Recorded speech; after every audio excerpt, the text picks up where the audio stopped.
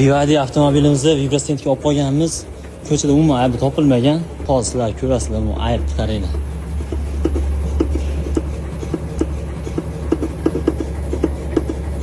Eshityapsizlar? Hozirda akkumulyatorni krishkasini yechib ko'ramiz.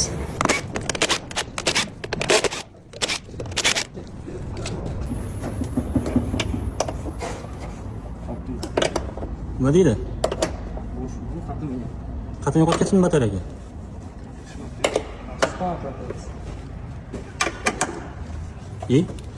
Bu ham qat'iy natijasi.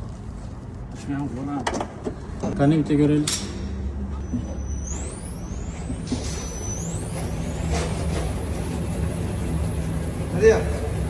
Bo'ldimi?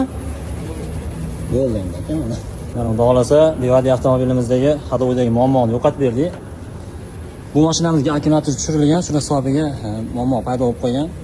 Ikkita volt qatmagan hisobiga juda hidi ovoz chiqib qolgan ekan. Kimga shunaqa vibrasent xizmatlari kerak bo'lsa, pastdagi raqamlarga aloqaga chiqib kelaverasizlar. Manzilimiz Andijondagi yangi mashina bozorida. Bu videoda barcha mashina sport yaqinlarga ulashib qo'yinglar. Xizmatdamiz. Videoga like bosishdan chiqmasin, kanalimizga obuna bo'lib qo'yinglar. Salomat bo'ling.